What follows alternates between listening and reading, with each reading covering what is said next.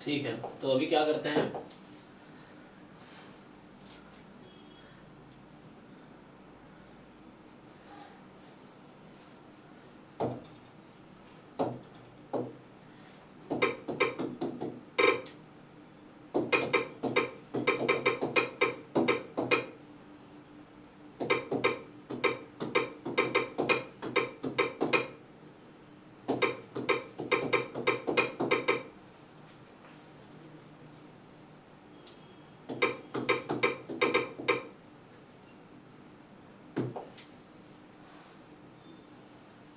जैसे गूगल कर दोगे तो पीडीएफ मिल जाएगा। हाँ,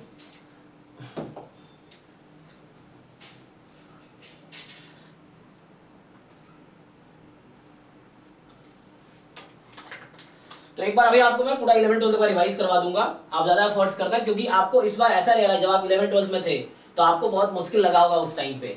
अभी जब आप देखोगे तो आपको लगेगा अरे कितना आसान है, पहले मुश्किल लगता था, क्योंकि ना अभी आप एक लेवल आपका इंक्रीज हो गया है। तो अभी जब वापस की चीजें जो 11 12 का मैथ्स आप 2 साल वहां पढ़े थे, अभी आप 1-2 महीने में इजीली पूरा कंप्लीट कर लोगे, क्योंकि बाकी सब्जेक्ट पढ़ना नहीं है, सिर्फ मैथ मैथ है। तो बहुत इजीली आप कर लोगे, बहुत ज्यादा समझ आएगा than compare to that time, है ना। जैसे वैसे ही हो गया, जैसे आईएएस को तैयारी जो करते हैं उनको बोला जाता है कि 6 से 12वीं तक का किताब एक बार पढ़ लो, क्योंकि तब बस पढ़े थे पास होने के लिए, अब तुम पढ़ रहे हो नॉलेज के लिए। सेम हमारा यहाँ पे है कि आपको जस्ट 11 12 की बुक इसलिए कह रहा हूँ कर लो कि अब जो आप पढ़ रहे हो समझने के लिए, उसको यूज कर सके एंट्रेंस के क्वेश्चन में सॉल्व करने के लिए। तब जब 11 12 में आप थे तब पढ़ते थे पास होने के लिए, स्कूल में अच्छे नंबर लाने के लिए, नंबर लाने के तब पढ़ रहे थे। अभी आप जो पढ़ रहे हो सीखने के लिए, कि जो बेसिक कॉन्सेप्ट्स हैं उसको ठीक से समझ सके, ताकि आगे की चीजें जो जैम गेट का जो सिलेबस है उसमें छोटे छोटे कॉन्सेप्ट में आपको कंफ्यूजन ना हो, डाउट ना हो, वहां पे दिक्कत ना हो समझने में, है ना। तो ये बेसिक्स हम लोग भी स्ट्रॉन्ग कर रहे हैं, अपना फंडामेंटल जो उसके पीछे का जो बेसिक्स हैं, है ना। जब से बच्चे जहाँ पे कंफ्यूज हो जाते हैं कैसे हुआ, तो वो सीखने के लिए। और ये मैं लास्ट ईयर रियलाइज किया कि बहुत सारे बच्चे जो एमएससी कर लिए, गेट की तैयारी कर, उनको बेसिक बेसिक चीजें नहीं पता है, इक्वेशन ऑफ लाइन नहीं पता है, कैसे निकालेंगे 2 पॉइंट को यूज करके स्लोप। कुछ बच्चे ऐसे थे, तो उनको ये सब सीखना है कि कैसे स्लोप निकालते हैं, या है ना, बहुत सारे छोटे कॉन्सेप्ट्स हैं।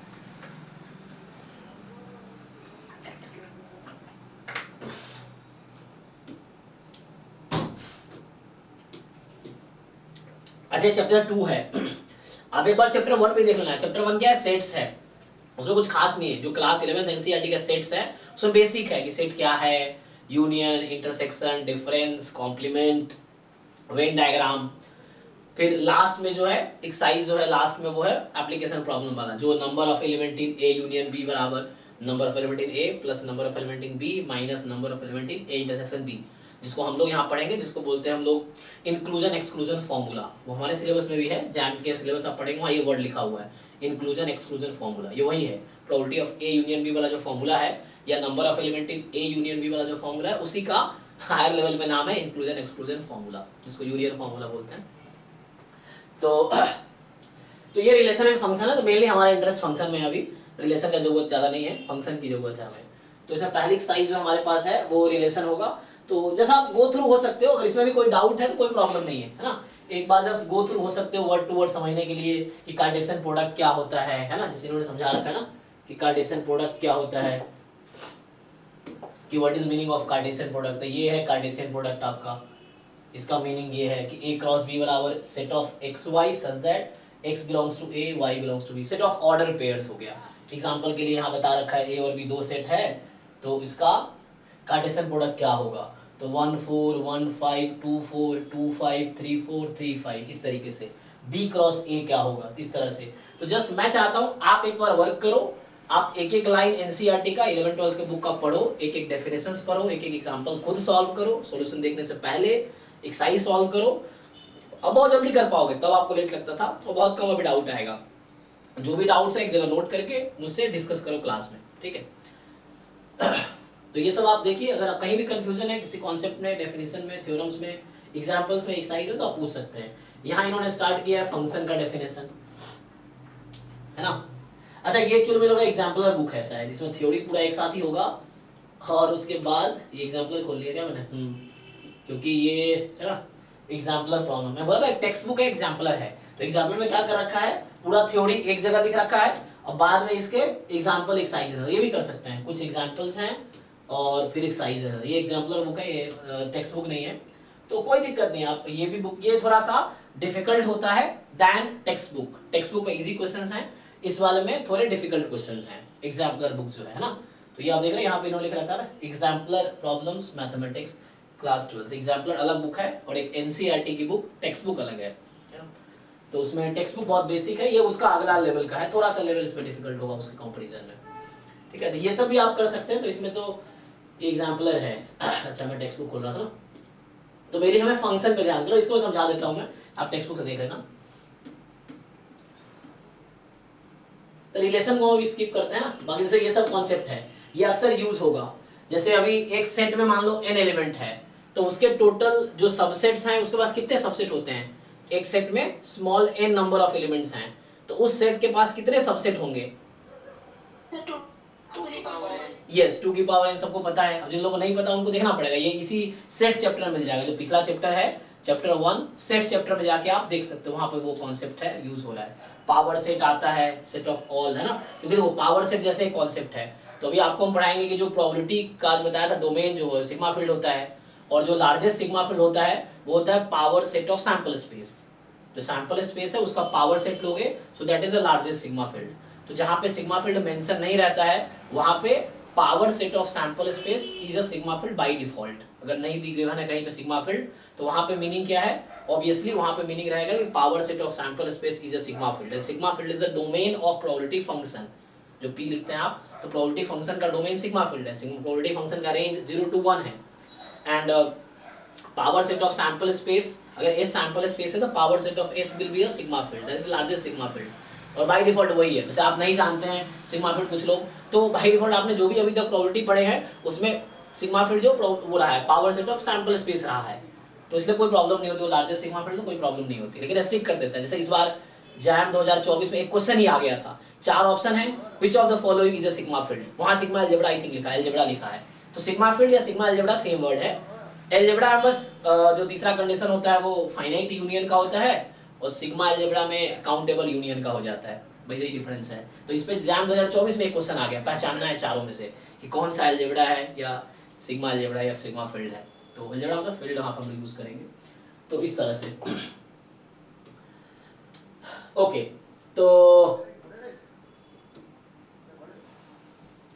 इस तरह से ना ये बता रहा है कि टोटल रिलेशन कितने होंगे, ये समय आप पढ़िए एक बार, जो भी डाउट्स है मुझसे पूछिए, लेकिन आपको इसके लिए वर्क करना पड़ेगा, ठीक है ना। सो इसके लिए आपको वर्क करना पड़ेगा, एंड देन जो भी डाउट होगा मुझे बताइए। तो इसमें मेनली आपको फंक्शन देखना है, ये फंक्शन रिलेशन के टर्म में लिख रहा है। मैंने बताया था फंक्शन इज अ रूल, है ना, from set A to set B, इसको फंक्शन बोले। कोई रिलेशन है जिसको फंक्शन बोलेंगे, कोई रूल इसको फंक्शन बोलेंगे। If every element of set A has one and only one, जिसको हमने यूनिक लिखा था, one and only one image in set B. तो ये फंक्शन का डेफिनेशन है ना। आगे बता रखा है कि f अगर x से y में है तो x को डोमेन बोलेंगे, y को कोडोमेन बोलेंगे, है ना। देखो यहाँ बोल रहा है y को कोडोमेन बोलेंगे, रेंज नहीं कोडोमेन, और x को हम लोग डोमेन बोलेंगे।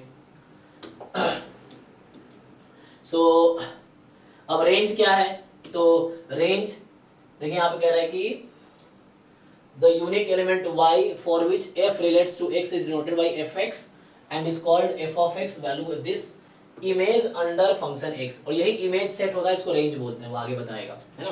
तो देखिए यहाँ लिख रखा है the set of all values of fx taken together is called range of f, या इमेज ऑफ x। x यहाँ फंक्शन, जो फंक्शन ना, अच्छा x तो डोमेन, f फंक्शन है, x डोमेन है, y कोडोमेन है, और रेंज क्या है कि set of all values of fx this, है ना, अंडर f सिंबॉलिकली। अब देखो रेंज ऑफ f को डिफाइन किया यहाँ पे कि y की वो वैल्यू जो कैपिटल Y में हो, कैपिटल Y कोडोमेन है आपका, वो वैल्यू जिसके लिए y बराबर fx हो जाए for some x in x। तो x आपका डोमेन है यहाँ पे, मैं a to b लिखा था क्लास में, यहाँ x to y है आपका, ठीक है। तो यहाँ देखिए एक डिफाइन कर रहा हूँ, ये सब आपको समझना है डेफिनेशन, क्योंकि डेफिनेशन आपको पहले से पता होना चाहिए। क्या डिफाइन कर रहा है ये, a function which has either r, देखो r बोल्ड करके लिखा है, बोल्ड करके क्यों लिखा है, क्योंकि ये सेट ऑफ रियल नंबर है, नॉर्मल राम रहीम वाला r नहीं है, ठीक है ना। तो ये बोल्ड है क्योंकि नंबर सेट का, नंबर सिस्टम का r है, तो बोल्ड करके लिखा है। और one of its subset as its range, तो वैसा फंक्शन जिसका रेंज या तो खुद रियल नंबर है या रियल नंबर का कोई सबसेट है, मतलब कहने का मतलब कॉम्प्लेक्स नंबर रेंज नहीं है।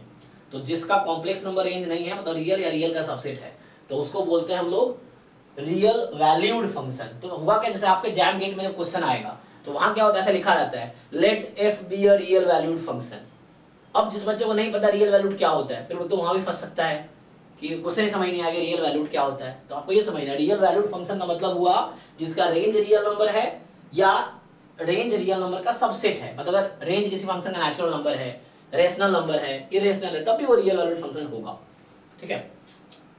Further if its domain is either R or subset of R is called real function. अब समझो रियल फंक्शन अलग है और रियल वैल्यूड फंक्शन अलग है। रियल फंक्शन का मतलब हुआ कि डोमेन या तो रियल नंबर है या domain subset of real number है। तो ये मतलब हुआ रियल फंक्शन का। तो रियल फंक्शन कहीं लिखा रहेगा F is a real function, तो इसका मतलब उसका डोमेन या तो सेट ऑफ रियल नंबर है या उसका कोई सबसेट रियल नंबर का subset, rational number, irrational, integer, natural number, ये हो सकता है उसका डोमेन। ठीक है। अब कुछ फंक्शन जो हमने पहले डिस्कस कर रखा है, आइडेंटिटी फंक्शन। तो देखो सो आइडेंटिटी फंक्शन क्या है, एफ आर से आर में एक फंक्शन है, इसका डेफिनेशन है एफ एक्स बराबर एक्स। तो domain R, codomain R, not range R, अभी कोडोमेन बाद में रेंज डिसाइड करते हैं। एफ एक्स बराबर एक्स, ये फंक्शन का मीनिंग है जहां एक्स आर में है इज कॉल्ड रियल। इसका डोमेन आप वो बता रखा है, रेंज भी इसका आर है। तो ये हम क्लास में कुछ क्लास पिछले 2-3 क्लास में डिस्कस किया हमने ये सब। ठीक है। अगला है कांस्टेंट फंक्शन। सो एक फंक्शन आर टू आर, ये आपने पढ़ा होगा, ये मैं कहता हूँ घर पे जैसे मैं अभी कर रहा हूँ ना, सेम आपको करना है घर पे, रीड लाइन बाय लाइन और अंडरस्टैंड। क्योंकि यहाँ आप 11th-12th के एग्जाम देने के लिए नहीं पढ़ रहे हो, आप समझने के लिए पढ़ रहे हो कि आपको मीनिंग समझ आए क्या मतलब है, समझने के लिए, ताकि आगे इसको हम कहीं कंफ्यूजन ना हो, बेसिक्स हमारा वीक ना हो इसीलिए। सो एफ एक्स बराबर कोई कांस्टेंट के इक्वल आ जाए, है ना। एफ आर से आर में फंक्शन है और एफ एक्स कांस्टेंट के इक्वल आ जाए, जहां एक्स रियल नंबर है, तो जहां सी कोई कांस्टेंट बिलोंग्स टू आर, ये बिलोंग्स टू का साइन है ना, तो इसको कांस्टेंट फंक्शन होता है। डोमेन रियल नंबर है, इसका रेंज सिंगलटन सेट सी है, जैसे यहाँ सी की जगह अगर 2 होगा तो यहाँ रेंज 2 हो जाएगा। ठीक है ना, इस तरह से। पॉलिनोमियल फंक्शन, ये भी आपसे मैं पूछा था, तो जब कुछ लोगों ने बताया तो कुछ लोग नहीं बता पाए, लेकिन अब ये पॉलिनोमियल फंक्शन है, तो एक फंक्शन R2R, यहाँ रियल वैल्यू ठीक है ना, और fx का जो फॉर्म है a नॉट, यहाँ देखिए एक टर्म यहाँ है a naught plus a1x and dot dot dot up to nx की पावर n, ये n डिग्री की पॉलिनोमियल है अगर आपका n non zero. a1 a2 a3 an कोई रियल नंबर्स हैं, है ना, वो अलग बात। आप जो कहते हैं 1 प्लस x का पावर n का expansion, it is correct, no problem. So ये सब रियल नंबर्स हैं और each is called a polynomial function. तो पॉलिनोमियल फंक्शन होने के लिए इसी फॉर्म में होने चाहिए, a नॉट कोई कांस्टेंट है, a1 कोई कांस्टेंट है, a2 इस एग्जांपल के लिए 2 प्लस x स्क्वायर, ये एक पॉलिनोमियल फंक्शन है। लेकिन ऐसा रहेगा 2 plus root x plus x square, क्या ये पॉलिनोमियल फंक्शन होगा? 2 plus root x plus x square, क्या इसको हम पॉलिनोमियल फंक्शन बोल सकते हैं? Yes, sir. No, No, sir. This is not a polynomial function. Why? Because it's part है ना 1/2 पर में है। Yes, power is a fraction. कभी भी पॉलिनोमियल फंक्शन में पावर फ्रैक्शन नहीं होगा, ठीक है। पॉलिनोमियल फंक्शन में आपका पावर कभी भी फ्रैक्शन नहीं होगा, ठीक है। सर अगर लॉग में होगा तो? हाँ, वो भी पॉलिनोमियल फंक्शन नहीं होगा, log हो जाएगा, e की पावर x हो जाएगा, tan x हो जाएगा, ये सब पॉलिनोमियल फंक्शन नहीं होगा। अगर आप डिफरेंशियल इक्वेशन देखोगे तो आपको याद होगा, आप लोग 11th-12th में थे, जब log का डेरिवेटिव आ जाता था, जब e की पावर डेरिवेटिव आ जाता था, जब डेरिवेटिव का रूट आ जाता था, उस केस में आपके डिफरेंशियल इक्वेशन का जो डिग्री था वो नॉट डिफाइंड होता था, याद है? किसी को याद है? उस समय डिफरेंशियल इक्वेशन जब डिग्री निकालते थे तो क्यों ऐसा होता था? क्योंकि log या e की पावर x या रूट आने की वजह से वो डिफरेंशियल इक्वेशन पॉलिनोमियल जैसा नहीं होता था। तो डिग्री सिर्फ हम पॉलिनोमियल की निकाल सकते हैं, है ना।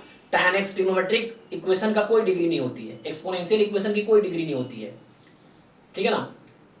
तो लॉगरिथमिक इक्वेशन की कोई डिग्री नहीं होती, डिग्री सिर्फ पॉलिनोमियल इक्वेशन की होती है। तो जहां log का डेरिवेटिव आता था, e की पावर डेरिवेटिव आता था, तो वहां डिग्री आपका नॉट डिफाइंड होता था उस डिफरेंशियल इक्वेशन का। ऑर्डर निकालते थे बट डिग्री नॉट डिफाइंड होता था। सो ठीक है ना, जो लोग सीयूईटी की तैयारी कर रहे हैं, सीयूईटी में डिफरेंशियल इक्वेशन भी सिलेबस में है ना, तो आपको तब बेसिक डिफरेंशियल इक्वेशन का भी करना पड़ेगा। क्लास 12th में चैप्टर 9 है डिफरेंशियल इक्वेशन, तो जैम में उसकी जरूरत नहीं, क्योंकि जैम के सिलेबस वो है नहीं डिफरेंशियल इक्वेशन।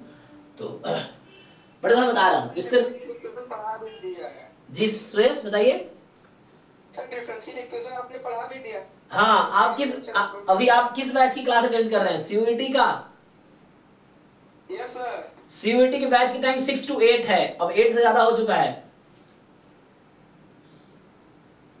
CUET बैच का टाइम 6 to 8 है, ये दूसरा बैच चल रहा है, वो बैच स्टॉप हो गया। अभी हम जैम का बेसिक डिस्कस कर रहे हैं, जैम 2025 का, ठीक है। तो लीव कर दें। हाँ लीव कर दीजिए। आपका आप ज्वाइन करना 6 to 8 में। 6 to 8 जो है वो CUET क्लास होती है डेली, 6 to 8, 8 to 10 जैम की क्लास, जैम एंड गेट की क्लास होती है। ओके सर जी तो ठीक है। रैशनल फंक्शन में बाद में अलग अलग लिंक रखूंगा, अभी कॉमन है क्योंकि बार बार भेजना नहीं पड़ेगा, अभी बाद में लिंक अलग कर देंगे। तो रैशनल फंक्शन क्या है? सो रेशनल फंक्शन, जैसे रेशनल नंबर होता है p अपॉन q, तो यहाँ रेशनल फंक्शन है तो px अपॉन qx, तो px qx दोनों पॉलिनोमियल फंक्शन होगा। तो ये क्लियर हो गया ना जिसको प्रॉब्लम था कि पॉलिनोमियल फंक्शन क्यों नहीं है। आई थिंक अमन आपको प्रॉब्लम था, इज इट क्लियर हुआ कि नहीं? यस सर, वो पता था कि अंडर रूट में रहता है तो पॉलिनोमियल नहीं होता, बट Yes. स्क्वायर देख क्यों बोल दिया? यस यस समझ गया, ठीक है ना। तो पॉलिनोमियल होने के लिए जितने भी टर्म्स हैं, हर टर्म का पावर नेचुरल नंबर ही होगा, कहीं लॉग नहीं होने चाहिए। जैसे अगर मैं ऐसा लिख देता x square plus log x plus x बराबर 0, ये भी पॉलिनोमियल इक्वेशन नहीं है, क्योंकि ये लॉग की वजह से पॉलिनोमियल इक्वेशन नहीं होगा। पॉलिनोमियल इक्वेशन होने के लिए इस फॉर्म में होना पड़ेगा, इसको a0 plus a1x plus a2 and so on an x की पावर n, ये होना पड़ेगा उसको, तब पॉलिनोमियल इक्वेशन है। रेशनल फंक्शन क्या है देखिए, रेशनल फंक्शन जो इस फॉर्म का होता है fx अपॉन gx टाइप का, fx अपॉन gx, जहां fx जो है fx and gx are polynomial function of x defined in domain, जहां gx 0 नहीं होना चाहिए। आपको याद है जब डिनोमिनेटर में कोई फंक्शन आता है तो उस x को हम डोमेन में नहीं कंसीडर करते हैं जहां पे डिनोमिनेटर 0 हो जाए, क्योंकि वो डिफाइन नहीं रहेगा। तो ये कहना चाह रहा है डोमेन जहां gx नॉन 0। तो रेशनल फंक्शन मतलब fx अपॉन gx, जहां fx gx क्या है, पॉलिनोमियल फंक्शन होने चाहिए। जहां पे fx और g एग्जांपल के लिए जैसे x square plus x plus 2, ऐसा हो सकता है x प्लस 3, तो ये एक रेशनल फंक्शन है क्योंकि न्यूमरेटर पॉलिनोमियल डिग्री 2 का और डिनोमिनेटर पॉलिनोमियल डिग्री 1 का, तो ये आपका रैशनल फंक्शन है, रेशनल फंक्शन, ठीक है ना। कोई डाउट हो तो पूछना, एक बार मैं डिस्कस कर देता हूं थ्योरी। ये एनसीईआरटी बुक का ही दूसरा वर्जन है, एग्जांपलर है, यहाँ पे सारी थ्योरी एक साथ लिखी हुई है, वहां पे थ्योरी एग्जांपल ऐसे करके, तो आप किसी बुक को फॉलो कर सकते हो। बस पर्पस है एक बार सारा कॉन्सेप्ट रिवाइज कर लेना ताकि आगे प्रॉब्लम ना हो, ठीक है। जैसे एग्जांपल के लिए देखिए, ये एक रैशनल फंक्शन है x plus 1 upon x plus 2, इसका डोमेन क्या होगा? तो डोमेन इसने क्या लिया, r माइनस माइनस 2, क्यों? क्योंकि x को माइनस 2 रखने पे ये 0 हो जाएगी, फंक्शन नॉट डिफाइंड हो जाएगा। तो इसका डोमेन है all real number accept minus 2, ठीक है। तो इस तरह का फंक्शन हमने कल डिस्कस किया था, ये 1 1 था, ऑन 2 भी था, तो इसका रेंज देखना पड़ेगा क्या आएगा, उसके हिसाब से। अभी ऑन 2 अभी नहीं बोल सकते, अभी चेक करना पड़ेगा, है ना। ये इसका ये कोडोमेन r है। अच्छा मैं आपसे पूछूं, किसी को रेंज बताओ इस फंक्शन का जरा। देखो ये डोमेन है, this is domain, this is codomain, not range. अब मैं आपसे पूछूं कि रेंज इस फंक्शन का क्या है। कल हम 1 1 1 2 पढ़ रहे थे, तो मेरा आपसे दो क्वेश्चन है यहाँ पे कि क्या ये फंक्शन, पहला क्वेश्चन है रेंज क्या है, और दूसरा क्वेश्चन है क्या ये फंक्शन ऑन टू है। चलो ये भी पूछ लेता हूं, क्या f11 है? आप मुझे बताओ, 3 क्वेश्चन आपसे पूछा मैंने। इस फंक्शन का रेंज क्या है, पहला क्वेश्चन, क्या ये फंक्शन ऑन टू है, क्या ये फंक्शन 1 1 है? सर रेंज तो 0 to 1 होगी, कैसे? तो नीचे डिनोमिनेटर बड़ा है। How do you know? अगर मैं x को मान लीजिए वैसा कर दे, x को मैं इन्फिनिटी ले लूंगा तो क्या होगा, 1 पे चलिए।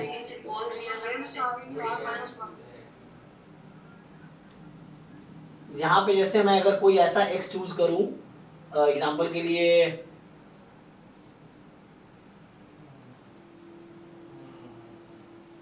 सर रेंज r माइनस मतलब ऑल रियल नंबर्स एक्सेप्ट 1 होगी क्यों?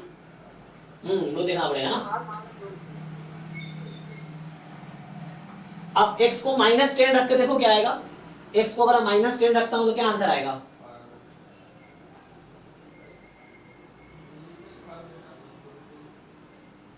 -9 अपॉन, बताओ -9 अपॉन कितना? 9/8। 9/8 1 से ज्यादा है, यस और नो?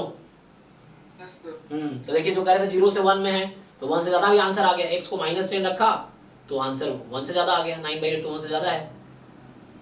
तो डिसाइड कीजिए ठीक से, क्योंकि ऑन टू वाले क्वेश्चन, हाँ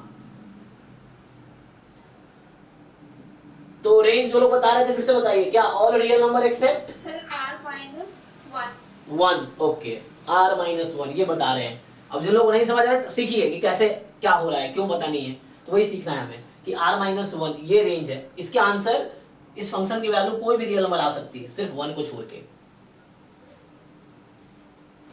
सो रेंज जब आ गया आपका r माइनस 1, तो क्या ये फंक्शन ऑन टू है? No sir. यस, क्योंकि रेंज तो r माइनस 1 है, कोडोमेन r था। तो जब रेंज और codomain set exactly equal set होगा तभी हम बोल सकते हैं फंक्शन ऑन टू है। तो ये फंक्शन ऑन टू नहीं है, तो this is not onto, answer is no. Sir range r-1 आएगा सर? यस, यही तो सीखना है। हाँ, यही तो सीखना है। अभी मैं लास्ट कुछ क्लास में बता रहा था बच्चों को, आप शायद अभी नया ज्वाइन किए, पहले थे आप क्लास में जब हम डिस्कस कर रहे थे लास्ट दो तीन क्लास। सर कल का नहीं किए तो बाकी सब किए हैं। ठीक है, तो हमने पहले डिस्कस किया है, चलिए दोबारा देखते हैं। ये तो सीखना है कि आप सीख पाए कि नहीं सीख पाए। चलिए बाकी बताइए, कोई 1 1 है कि नहीं है? Yes sir है 1 1. चलिए 1 1 तो है, क्योंकि 1 1 ऑन टू आपके जैम और गेट एग्जाम में भी क्वेश्चंस आते हैं। आप पीवाई को उठा के देखेंगे, आपको मिलेगा क्वेश्चंस, ठीक है। हम कल कुछ क्वेश्चन डिस्कस भी कर रहे थे लास्ट क्लास में। चलिए तो हम लोग बात करते हैं कि इसका रेंज क्या है। तो जब रेंज कैसे निकालते हैं, fx की जगह आप y रख दीजिए और इसको सॉल्व कीजिए। तो x plus 1 upon x plus 2, इसको क्रॉस मल्टीप्लाई कीजिए। आप क्या करो, अभी y की वैल्यू x के टर्म में है, अब आपको फाइंड करना है x की वैल्यू y के टर्म में। आपको क्या करना है, x की वैल्यू फाइंड करना है y के टर्म में। निकालिए, कितना आया जिन लोगों ने निकाला आता है ना, क्रॉस मल्टीप्लाई करो, xy प्लस 2y बराबर x Sir plus 2y minus 1 by 1 minus y आया. Okay 2y minus 1 upon 1 minus y, ठीक है। तो ये x की वैल्यू आ गई, समझिए अनुभव। ये आपके पास y है, क्रॉस मल्टीप्लाई किया, x वाले टर्म को एक साइड ले आइए। तो जैसे xy है और 2y है, तो x वाले टर्म को उधर ले आइए। तो चाहो तो इधर ले आ सकते हो, या जैसे भी समझ आ रहा है आपको, तो उसको उधर ले आ सकते हो, जैसे सॉल्व कर लो आप। तो ये आएगा, या उल्टा करोगे तो 1 minus 2y upon y minus 1 किसी का आया हो, कोई दिक्कत नहीं है। अब सोचो ये x कभी रियल नंबर कब आएगी, ये फंक्शन कब डिफाइंड रहेगा, मतलब ये कोई फाइनाइट आंसर कब देगा, जब y की वैल्यू 1 नहीं होगी। हाँ, जिनका डाउट था वो बताओ, क्लियर है कि नहीं? देखो यस सर। ठीक है ना अनुभव? हाँ, तो सिंपल ये है कि y की वैल्यू 1 नहीं हो सकती। अगर y 1 हो गई तो x नॉट डिफाइंड आ जाएगा, तो हमें फाइनाइट x चाहिए एक्चुअली। सो यहां से पता चला कि y कोई भी रियल नंबर हो सकता है 1 को छोड़ के, कि y can not be 1, y को 1 नहीं रख सकते हम। सो y कैन नॉट बी 1, ये मतलब है, ठीक है। अच्छा, ये मैं इस पे लिख रहा हूँ तो इसका नोट्स नहीं भेज पाऊंगा, क्योंकि बोर्ड पे लिखना पड़ेगा उसके लिए मुझे। तो मैं ये बुक पे ही लिख रहा हूँ, तो हटाऊंगा तो हट जाएगा ये, तो मुझे वहां लिखना पड़ेगा फिर, ठीक है। जिसको मैं लगता है वहां कर देता हूँ ना, तो उसके लिए स्क्रीनशॉट सर लेना। 1 1 कैसे प्रूव करेंगे इसे? डेफिनेशन से। एक तो डेरिवेटिव निकाल सकते हैं हम, दो तरीके से लास्ट क्लास में किया था ना हमने। एक तो थ्योरम सर एक बार तो हाँ डिफरेंशिएट करके स्ट्रिक्टली इंक्रीजिंग बता के किया था। Yes, और yes. एक बार सर डेफिनेशन अप्लाई करके कि अगर fx1 not equal to fx2 तो x1 भी नॉट इक्वल टू x2। नहीं, उल्टा बता दिया आपने। fx1 equal to x2 implies x1 equal to x2, एक ये तरीका है। Okay sir. हाँ, और दूसरा था तो आप fx1 fx2 को इक्वल कीजिए और इंप्लाई करेगा x1 is equal to x2, तो ये 1 1 हो जाएगा। तो दोनों तरीके से ट्राई कीजिए। सो मेरा क्वेश्चन आपसे ये था, ये 3 क्वेश्चन था ना। चलिए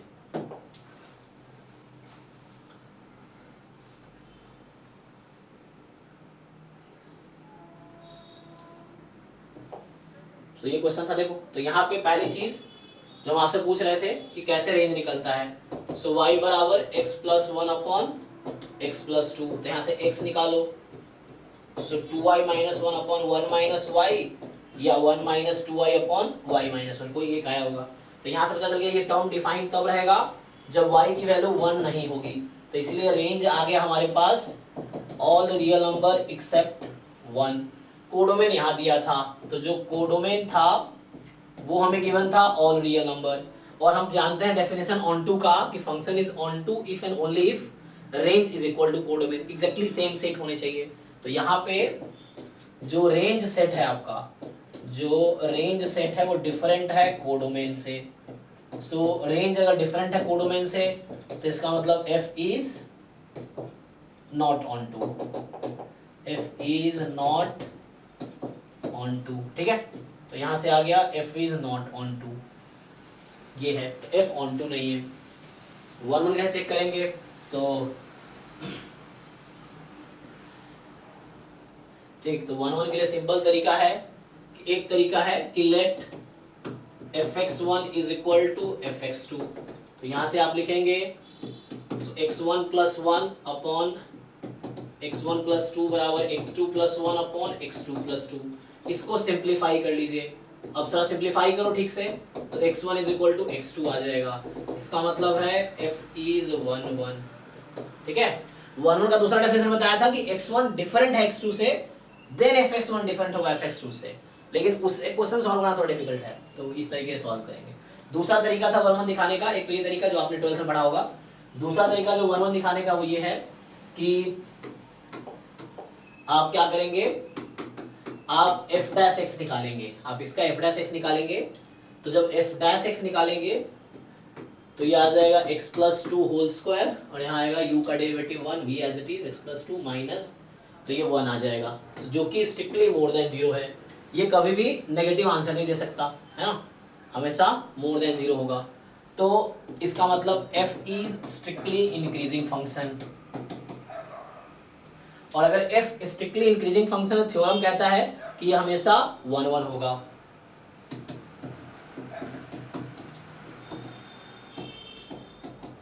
स्ट्रिक्टली इंक्रीजिंग और कॉन्टिन्यूअस भी है, तो इसका ग्राफ जनरली जब आप बनाओगे ना, तो रफली मैं अभी जस्ट एग्जांपल के लिए बता देता हूँ, तो कुछ ऐसा हो सकता है कि इस तरह का ग्राफ हो, मान लो एग्जांपल के लिए, मैं एग्जैक्टली ग्राफ नहीं बता रहा, बस बोल रहा हूँ इंक्रीजिंग है, तो होगा क्या कि हर y के लिए, मतलब 1 1 क्या होता है, डिफरेंट y के लिए डिफरेंट x के लिए डिफरेंट y मिलेगा, तो x डिफरेंट चूज करूंगा तो y भी डिफरेंट ही आएगा। कोई भी हॉरिजॉन्टल लाइन बनाइए तो है ना, हर y के करस्पॉन्डिंग एक ही x मिलेगा, मतलब ये हॉरिजॉन्टल लाइन टेस्ट बोलते हैं इसको। तो ये हॉरिजॉन्टल लाइन ग्राफ को सिर्फ each horizontal line will intersect the graph at exactly one point or at most one point, ये है। अगर 1 से ज्यादा बार कोई हॉरिजॉन्टल लाइन कट कर दिया किसी ग्राफ को, तो इसका मतलब 1 1 तो नहीं होगा।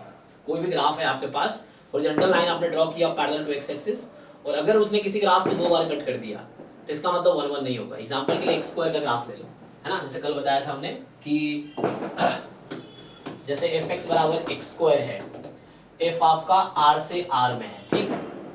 तो अभी क्या है, इस फंक्शन में आपको डोमेन यहाँ गिवन है, ये डोमेन है, कोडोमेन भी क्वेश्चन में गिवन है, r है। अब आप मुझे बताइए रेंज क्या है इस फंक्शन का, what is range of this function?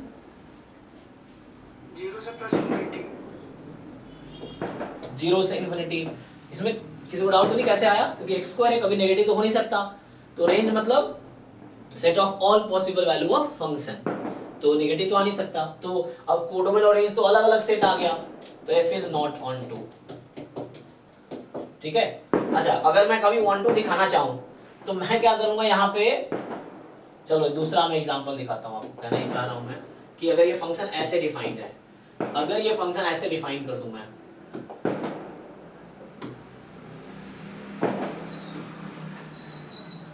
तो यहाँ r की जगह मैं अगर चाहूं तो यहाँ r की जगह मैं ले लूं 0 से इन्फिनिटी। देखो ये सब रेंज इंपॉर्टेंट क्यों है, जिस रैंडम वेरिएबल का रेंज डिस्क्रीट सेट होगा वो डिस्क्रीट रैंडम वेरिएबल, जिस रैंडम वेरिएबल का रेंज कॉन्टिन्यूअस सेट होगा वो कॉन्टिन्यूअस रैंडम वेरिएबल है। फिर वहां पे रेंज ही सपोर्ट होता है पीडीएफ में जो सपोर्ट आता है वो रेंज है रैंडम वेरिएबल का, तो ये सब इंपॉर्टेंट है थोड़ा सा वहां पे। सो अगर ऐसा लिख दूं तो अभी देखिए डोमेन आपके पास है R, कोडोमेन है 0 से इन्फिनिटी, यहाँ जो लिखा रहता है वो कोडोमेन होता है, रेंज हम डिसाइड करते हैं, गिवन नहीं होता क्वेश्चन में, ठीक है। सो रेंज जो होता है देखते हैं कि fx की वैल्यू क्या क्या आ सकती है। जब x में कोई भी रियल नंबर लूंगा तो fx क्या आ सकती है 0 से इन्फिनिटी, ये मुझे यहाँ से डिसाइड किया, उसको देख के नहीं। अच्छा कोई थे जिनको भी वो वाला प्रॉब्लम आ रहा था, x स्क्वायर वाला 9 को सॉल्व करना आ रहा था, कौन थे जो मुझे व्हाट्सएप कर रहे थे? भी है प्लस माइनस? यस सर, मुझे हो रहा था। यस, आपके क्वेश्चन पे आते हैं, एक मिनट। आप इसको सॉल्व कर रहे थे ना, x स्क्वायर माइनस 9 बराबर 0।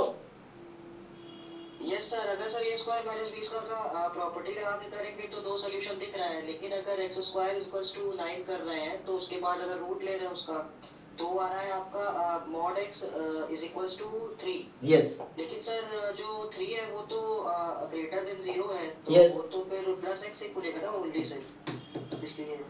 हाँ, आप यहाँ तक सही सोचे, बिल्कुल सही सोचे आप। mod x is equal to 3। Equals to 3। अब यहाँ बताइए मुझे, ऐसा कौन कौन सा नंबर है जिसका मॉड लेने पे 3 आएगा? सर 3 और -3 दोनों। तो आ तो क्या सॉल्यूशन जो आपको चाहिए? हाँ सर आ गया। बस है ना? तो ये क्लास में ये फायदा होता है। देखिए, तो मैंने ही क्वेश्चन पूछा आपसे, आपने खुद ही आंसर बता दिया। तो यस सर। ये हमने इसका एक्सपेंशन, ये फॉर्मूला है, दिस इंप्लाइज दिस, हो गया इस तरीके से। ठीक। हाँ, सो हाँ ओके। तो चलिए यहाँ पे क्या है, अब यहाँ क्या बताना चाह रहा हूँ मैं कि ये जो आपके पास है रेंज और कोडोमेन यहाँ इक्वल है, तो यहाँ ऑन टू है। सो यहाँ ऑन टू है, f इज ऑन टू। बस मैं ये बताना चाह रहा हूँ, यहाँ ऑन टू नहीं है क्योंकि इसका कोडोमेन अलग था, और यहाँ ऑन टू है क्योंकि इसका कोडोमेन रेंज के सेम दिया हुआ है। 1 1 चेक करना है तो x स्क्वायर है। आप 1 1 आप सब डिसाइड कर सकते हैं कि x स्क्वायर फंक्शन 1 1 है क्या? चाहे ये केस हो चाहे ये केस हो, बताइए 1 1 है कि नहीं है? नहीं सर, 1 1 नहीं है। 1 1 क्यों नहीं होता है? क्योंकि डिस्टिंक्ट x का इमेज डिस्टिंक्ट आना चाहिए। जैसे एक तो तरीका है कि मैं यहाँ से f1 निकालूं तो भी 1 आएगा, f-1 निकालूं तो भी 1 आएगा। तो क्या हुआ, fx1 fx2 इक्वल है, fx1 fx2 इक्वल है, बट x1 x2 इक्वल नहीं है, इसलिए 1 1 नहीं है। इसका मतलब है कि f इज नॉट 1 1। अच्छा, यहाँ भी सेम लॉजिक होगा क्योंकि डोमेन रियल नंबर है। सो f1 1 और f-1 1, तो fx1 fx2 दोनों इक्वल आया, लेकिन x1 x2 इक्वल नहीं, x1 1 है और x2 यहाँ -1 है, तो इक्वल नहीं आया। इसका मतलब f इज नॉट 1 1। ठीक, चलो नेक्स्ट क्वेश्चन लिखता हूं मैं। अगर f मेरा है 0 से इंफिनिटी से 0 से इंफिनिटी, fx बराबर x स्क्वायर। अब बताइए ये 1 1 है कि नहीं है? Yes sir. हाँ होगा sir. Sir yes, sir I have a doubt sir. बोलो। एक फंक्शन बुक में पूछा गया है f of x equal to x mod x, तो ये फंक्शन सर्जेक्टिव हो गया? ऑन टू, सर्जेक्टिव मतलब ऑन टू का दूसरा नाम है, ठीक है? हाँ हाँ surjective is another name of onto. Sir, सब कुछ अभी मैं सॉल्व करता हूं जो आप कह रहे हैं। fx आपको दे रखा है x mod x, ये ना?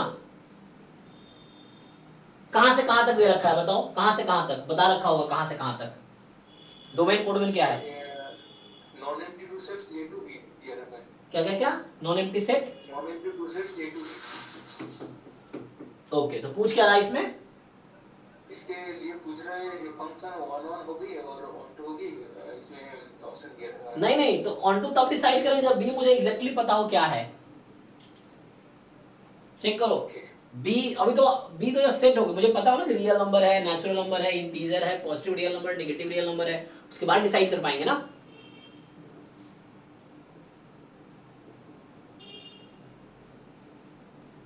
ठीक है, अब इस पे आते हैं। चलिए यहाँ पे बाकी लोग बताइए सोच के, किसी को कंफ्यूजन है? ये फंक्शन 1 1 है, किसी को कंफ्यूजन है इसमें? क्यों 1 1 है? देखो, क्योंकि x आप सिर्फ पॉजिटिव ले सकते हो, you can not choose negative x, domain restrict हो गया यहाँ पे। So x you have to take positive, तो इफ तो यू सर चूज इसका ग्राफ सिर्फ हाफ बनेगा ना, जो ये- x स्क्वायर का बनाते हैं इसका आधा बनेगा। राइट राइट, क्योंकि डोमेन को कर दिया तो इसका ग्राफ बस इतना बनेगा। बिल्कुल, क्योंकि डोमेन मैंने यहाँ पे रेस्ट्रिक्ट कर दिया, डोमेन सिर्फ हमारा ये है। तो हम जब हॉरिजॉन्टल लाइन जैसे यहाँ पे ग्राफ बनाते तो ये वाला ग्राफ था, ठीक, यहाँ ग्राफ बनाते ये भी ये वाला ग्राफ था। तो यहाँ 1 1 नहीं है क्योंकि हॉरिजॉन्टल लाइन ड्रॉ करूंगा और 2 बार इंटरसेक्ट कर रही है, तो ये 1 1 नहीं है। वैसे समझ लो, ये डेफिनेशन यहाँ समझ लो, यहाँ पे सिर्फ हाफ ग्राफ है। So if you choose different x you will have different y। इसमें डिफरेंट x चूज करोगे तो उसका इमेज हमेशा डिफरेंट आएगा। So for different x you will have different y, ठीक है? इसको दूसरे तरीके से बोलते हैं कि fx1 equal to fx2 implies x1 is equal to x2। सो यहाँ पे ये 1 1 है, ऑन टू है कि नहीं? क्यों? Yes sir. और तो होगा सर। ऑन टू भी है होगा ना? सर, ऑन टू होगा। हाँ, क्योंकि ये आपका जो कोडोमेन है वो 0 से इंफिनिटी है और रेंज भी 0 से इंफिनिटी आएगी। रेंज तो हमने निकाला ना यहाँ पे क्योंकि एक्स स्क्वायर की वैल्यू 0 से इन्फिनिटी में ही आएगी। चेक करो, तो यहाँ जो रेंज है वो 0 से इन्फिनिटी है, जो कि सेम एज कोडोमेन। तो यहाँ 1 1 भी है और f इज ऑन टू भी है, यहाँ दोनों हैं। यहाँ 1 1 नहीं था, ऑन टू था, है ना, it was onto, sorry onto नहीं था, 1 1 भी नहीं था। ओके, यहाँ पे क्या था, हाँ ऑन टू भी नहीं है, 1 1 भी नहीं है। इस वाले केस में नाइदर 1 1 नॉर ऑन टू, इस वाले केस में बोथ 1 1 ऑन टू। इस वाले केस में ऑन टू था लेकिन 1 1 नहीं था। एक बार ध्यान से देख लो, कुछ कंफ्यूजन है तो पूछो। सर हम जब डिफरेंशिएशन से इंक्रीजिंग चेक कर रहे हैं ना, तो स्ट्रिक्टली इंक्रीजिंग हो रहा है और स्ट्रिक्टली डिक्रीजिंग होगा, तो बट स्ट्रिक्टली इंक्रीजिंग और स्ट्रिक्टली डिक्रीजिंग नहीं होगा। नहीं तो देखो, ये सिर्फ वन वे थ्योरम है। अगर स्ट्रिक्टली इंक्रीजिंग है तो 1 1 है, अगर स्ट्रिक्टली इंक्रीजिंग नहीं है तो हम कुछ नहीं बोल सकते, वो फिर हमें चेक करना पड़ेगा अलग तरीके से कि, ठीक है ना, तो हमें चेक करना पड़ेगा वैसा।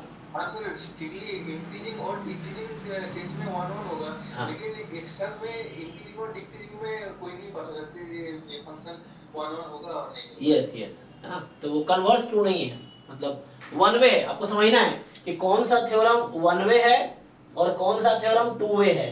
जैसे एग्जांपल के लिए कि एक्स वाई के बीच का कोवेरिएंस 0 है तो x y are independent, true है फॉल्स है ये स्टेटमेंट। मैंने बोला है covariance between x y is 0 implies x and y are independent। Sir true है। नहीं, फॉल्स इसका है। उल्टा होता है तो सर हाँ, आपको यही समझना है, independent होते हैं। एग्जाम में यहाँ फंसा देगा आपको। तो ये भी जस्ट वन वे थ्योरम है, टू वे नहीं है। यहाँ क्या होता है कि if x and y are independent then covariance 0 होगा, ये करेक्ट है। लेकिन अगर कोवेरिएंस 0 है तो इट डज नॉट गारंटी कि x y आर इंडिपेंडेंट। ऐसे डिपेंडेंट रैंडम वेरिएबल भी मिल जाएगा बहुत सारा जिसका कोवेरिएंस 0 है, but they are not independent. So ये आपको समझना पड़ेगा कई बार कि कौन सा थ्योरम वन वे है, कौन सा टू वे है। टू वे का मतलब left implies right, right implies left, ये टू वे हो गया, जिसको हम इस तरह से लिखेंगे। ये इसी का नाम है इफ एंड ओनली इफ। ठीक, वन वे में सिर्फ इफ देन है, इफ समथिंग देन समथिंग। तो जब आप लेफ्ट टू राइट जा सकते हो, you can not come right to left. अब राइट वाला चीज लेफ्ट की गारंटी नहीं देगा, लेफ्ट वाली राइट की गारंटी देगा। सो आपको इस तरह से थ्योरम समझना पड़ेगा, ठीक है ना। तो कौन सा थ्योरम वन वे है, कौन सा टू वे। ऑप्शंस में इस तरह ही फंसाएगा आपको कि कोई थ्योरम स्टेटमेंट बेस्ड जो क्वेश्चन होते हैं, चूज द करेक्ट स्टेटमेंट, तो वहां इस तरह के क्वेश्चन ही फंसाते हैं। तो आपको यहाँ क्लियर रहना पड़ेगा कौन सा थ्योरम वन वे है, कौन सा थ्योरम टू वे है, तो ये समझना है। ठीक है, चलिए। तो मतलब इसके लिए रिवीजन जरूरी है बच्चों। कई बार लगता है सब मैंने सब पढ़ दिया, सब आता है मुझे, और एग्जाम में गलती करके आते हैं। क्यों? क्योंकि उस लेवल की क्लैरिटी नहीं है जो एग्जाम एक्सपेक्ट करता है। तो क्लैरिटी कब आएगी? जब आप बहुत बार चीजों को रिवाइज करोगे, क्वेश्चंस को, मतलब सिलेबस को, पीवाईक्यू को, है ना। अगर मॉक टेस्ट बाद में करते हैं उसको फिर रिवाइज करना है कि जहां जहां कमियां है उसको फिक्स करते जाना है, कि गलती जो गलती घर पे कर रहा है वो एग्जाम में ना हो। तो एग्जाम में वैसे ही फंसाता है ना, छोटे छोटे पॉइंट में फंसा देगा आपको। फिर सिलेबस से मार्क्स करते हैं, और जो जितना ज्यादा रिवीजन करेगा एग्जाम में उससे उतने कम मिस्टेक होंगे। ये सर जी sir how null set is a subset of every set? हाँ, क्योंकि डेफिनेशन क्या कहता है, जैसे चलो मुझे बताओ, A is subset of B, इसका क्या डेफिनेशन है? कब आप बोलते हो A सबसेट है B का? Sir every element of A is also exist in yes, right. Every element of A are also present in B, यही है। Yes sir. चलो जस्ट आपको मैं एक क्वेश्चन पूछूंगा, मुझे बताओ एम्प्टी सेट में ऐसा कौन सा एलिमेंट है जो इसमें नहीं है? एम्प्टी सेट में ऐसे कौन सा एलिमेंट है जो इसमें नहीं है? क्या ऐसा कोई एलिमेंट है? तो that's why it is a subset, this is answer. अब कब बोल सकते हो? तो दूसरा एग्जांपल देता हूं मैं, 1, 2 इज सबसेट ऑफ 1। क्या ये वाला सेट इसका सबसेट है? यस और नो? No sir. क्यों? सर एलिमेंट्स नहीं है उसमें। यस, मींस कि 2 जो है is available in A but 2 is not in B, right? That's why this A is not a subset of B. तो यही लॉजिक यहाँ पे है कि आप कब बोल सकते हो कि एम्प्टी सेट किसी सेट का सबसेट नहीं है, अगर आप एम्प्टी सेट में मुझे एक ऐसा एलिमेंट दिखा दो जो आगे वाले सेट में नहीं है, ऐसा बता ही नहीं पाओगे। That's why it is a, मतलब सिंपल लॉजिक कहने का मतलब कि empty set satisfy this statement, ये कहने का मतलब है मेरा, ठीक है। बोल रहा है कि हर एलिमेंट इसमें है, तो यस हम ये बोल रहे हैं कि एम्प्टी सेट में जो भी है वो सब इसमें है। जैसे कोई बच्चा बोलता है नहीं सर, तो मैं क्या पूछूंगा, जैसे आपसे पूछा कि मुझे बताओ एक एलिमेंट एम्प्टी सेट में जो इसमें नहीं है, तो आप बता ही नहीं पाओगे, and that's why it is a subset, ठीक है। So that is the logic. Okay, तो आते हैं अपने उस पे। यहां बस ये बता रहा था, हो सकता है फंक्शन 1 1 2 दोनों हो सकता है कुछ भी ना हो सकता है 1 1 हो ऑन 2 ना हो सकता है, अब दूसरा मैं बताता हूं, ऑन 2 हो 1 1 ना हो, है ना, ऐसा भी कर सकते हैं हम लोग। जैसे क्या ऑन 2 है, ये 1 1 नहीं है। अब ऐसा बनाता हूं कि 1 1 है ऑन 2 नहीं है। चलो जैसे एग्जांपल के लिए मैं एक और बना ही देता हूं। तो मैं कहना चाह रहा हूं कि 1 1 ऑन 2 में कोई रिलेशन नहीं है, कि ऐसी कोई गारंटी नहीं कि 1 1 होगा तो ऑन 2 भी होगा, या 1 1 नहीं तो ऑन 2 नहीं हो, कुछ भी हो सकता है। जैसे ये एग्जांपल मैं दे दिया, देखो मैं 4 अलग अलग एग्जांपल बना देता हूं। सो अभी जो मैंने बनाए हैं यहाँ पे, कि पहला जो बनाया हमने इसमें ये दिखाया कि 1 1 ऑन 2 दोनों है, 1 1 भी नहीं है ऑन 2 भी नहीं है, यहाँ ऑन 2 है 1 1 नहीं है। अब मैं चौथा बनाता हूं जहां ऑन 2 नहीं होगा 1 1 होगा। देखो सो एफ में क्या करता हूं, 0 to 1 सॉरी 0 to इंफिनिटी से 0 to 1, ठीक। लेकिन यहाँ पे मुझे फंक्शन डिफाइंड करना पड़ेगा, नहीं तो मुझे ऐसा लेना पड़ेगा कि फंक्शन डिफाइंड हो। तो मैं क्या कोशिश कर रहा हूं कि ऐसा बना दूं कि फंक्शन 1 1 हो और ऑन 2 ना हो, ठीक है। तो यहाँ मैं ले लेता हूं एग्जांपल इसका। सबसे आसान एग्जांपल ये है कि मैं यहाँ ले लूँ, चलो सेट ऑफ नेचुरल नंबर और यहाँ सेट ऑफ इंटीजर, ठीक, और fx बराबर x²। चलो एग्जांपल के लिए सिंपल बताइए, ये 1 1 है कि नहीं? सर होगा 1 1। यस। सो सिंपल लॉजिक ये है कि फिर से कभी आप मान लो मन में आया आपको कि 1 1 कब नहीं होगा, तो मैं ये बता रहा हूँ 1 1 पता है कब नहीं होगा, जब आप डोमेन में ऐसे 2 डिफरेंट x ढूंढ लोगे जिसका इमेज सेम हो जाए। तो ऐसा यहाँ नहीं हो सकता, आप चेक करो। If you choose 2 different natural number as a value of x, then इसका इमेज हमेशा 2 डिफरेंट नेचुरल नंबर ही आएगा। तो ऐसा कभी नहीं हो सकता कि 2 नेचुरल नंबर का इमेज सेम हो जाए यहाँ पे। That's why it is 1 1। Means क्या कहना चाह रहा हूँ, फॉर 2 डिफरेंट x, देखो मैं क्वेश्चन 2 तरीके से सॉल्व करता हूँ। मैं एक ये डेफिनेशन यूज करता हूँ जो कल बताना चाह रहा था मैं, इसी का कंट्रापोजिटिव स्टेटमेंट है जो हमने कल भी आपको बताए थे कि fx1 equal to fx2 implies x1 is equal to x2। ध्यान दो, दोनों वन वे स्टेटमेंट है। आप कभी किसी को ये बोलते हो कि fx1 is not equal to fx2 implies this, तो गलत होगा। ये दोनों वन वे स्टेटमेंट है, अल्लाह दोनों सेम चीज कह रहे हैं लेकिन दोनों वन वे है, मतलब दोनों का कन्वर्स ट्रू नहीं है। कन्वर्स का मतलब होता है कि राइट साइड लेफ्ट को इंप्लाई करे, तो इन दोनों स्टेटमेंट का कन्वर्स ट्रू नहीं है। 1 1 का डेफिनेशन ये है, या तो आप यहां से अज्यूम करो सपोज दिस एंड देन ये प्रूव कर दो, one way is this. Other way है you suppose this and prove this. उल्टा नहीं कर सकते आप, x1 is equal to x2 मान के ये प्रूव कर दोगे, जरूरी नहीं कि 1 1 है। इसके लिए आपको ये समझना, ये 1 1 का डेफिनेशन है और एक दूसरे का काउंटर, ये 1 1 का डेफिनेशन है, या तो गो दिस वे। तो अभी जो मैं सोच रहा हूँ इस तरीके से सोच रहा हूँ कि if I choose 2 different x, then we'll always get 2 different y. That's why it is 1 1. Second तरीका क्या है कि जहां मैथमेटिकली करते थे हम लोग, हम ये अज्यूम करते हैं क्योंकि यहां से प्रूव करना आसान रहता है, ऐसे प्रूव करना मुश्किल रहता है मैथमेटिकल में। तो fx1 fx2 इक्वल लेंगे तो x1 x2 इक्वल दिखाना पड़ता है। तो या यूज दिस डेफिनेशन और use this definition, both are equivalent definition of 1 1 function. So यहां मैं कह रहा हूं कि 2 डिफरेंट नेचुरल नंबर चूज करूंगा तो मुझे आंसर में हमेशा 2 डिफरेंट मतलब इसमें सेट में 2 डिफरेंट इमेज आएंगे। इसका मतलब ये है कि दिस फंक्शन इज 1 1 1 1 तो है। क्या ये ऑन 2 है? No sir. यस, ऑन 2 इसलिए नहीं है क्योंकि कोडोमेन तो इंटीजर है, लेकिन इसका रेंज क्या होगा? सारे नेचुरल नंबर नहीं आएंगे। बताओ एलिमेंट्स कौन कौन से आएंगे? सारे नेचुरल नंबर नहीं आएंगे, बोलो। 1 4 9 16 इस तरह के नंबर आएंगे ना, बस परफेक्ट स्क्वायर्स जो होंगे। तो वैसे नेचुरल नंबर जो परफेक्ट स्क्वायर है, this is the range actually, कि जो परफेक्ट स्क्वायर नेचुरल नंबर से वही आएंगे रेंज में इसके बस। तो 1 4 9 16 ये रेंज में आएगा, और कोडवेन तो पूरा इंटीजर है, दोनों सेट एग्जैक्टली इक्वल तो है नहीं। तो जब रेंज एंड कोडवेन एग्जैक्टली इक्वल हो जाएंगे तब हम बोलेंगे कि फंक्शन ऑन टू है। तो ये 1 1 है बट यस सर रेंज पे हम परफेक्ट स्क्वायर्स पर्टिकुलरली मेंशन क्यों कर रहे हैं? बाकियों में तो हमने ऐसा मेंशन नहीं किया, हमने पूरा सेट लिया था 0 से इनफिनिटी। यस उसकी वजह ये है जी उसकी वजह ये है कि यहाँ पे नेचुरल नंबर है, नेचुरल नंबर डिस्क्रीट सेट है ना, क्योंकि नेचुरल नंबर को आप कैसे लिखते हैं, set containing 1 2 3 and so on. तो जब ये डिस्क्रीट सेट है तो ये कॉन्टिन्यूअस फंक्शन, इसका इमेज भी डिस्क्रीट सेट आएगा।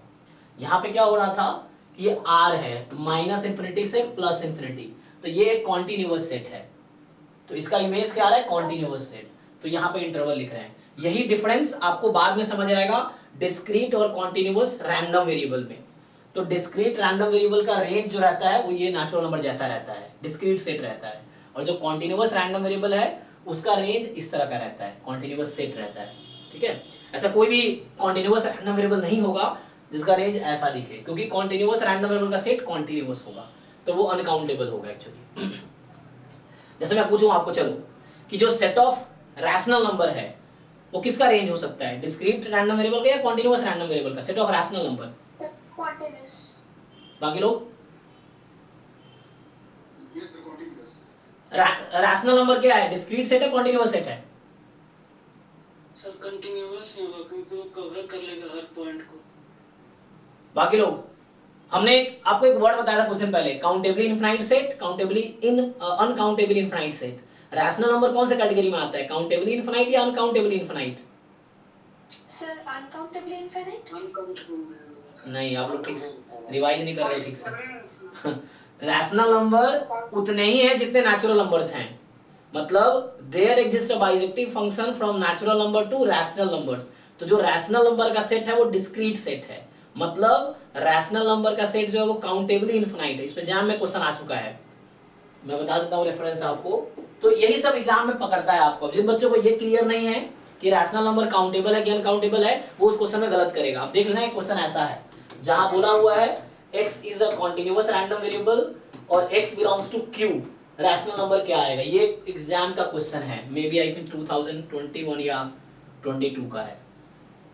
x कोई कॉन्टिन्यूअस रैंडम वेरिएबल है तो क्या प्रोबेबिलिटी होगा x को रैशनल नंबर में बिलोंग करने की? Anyone? Zero. Yes, zero. Why? Discrete point पे काउंट 0 होता है। यस, सो लॉजिक ये है कि ये डिस्क्रीट सेट है, the set of rational number is a discrete set. तो मैं बोल रहा हूँ जान का आया हुआ क्वेश्चन है, अब यही फंसाता है आपको। पूरा रैंडम वेरिएबल अच्छे से क्लियर है, लेकिन बस ये क्लियर नहीं है कि रैशनल नंबर का सेट काउंटेबल सेट है, मतलब डिस्क्रीट। काउंटेबल सेट को डिस्क्रीट सेट बोलते हैं और अनकाउंटेबल सेट को कॉन्टिन्यूअस सेट बोलते हैं। तो बस आपको इतना क्लियर नहीं है तो उससे आप एग्जाम में गलत करके आओगे, ये चीज है।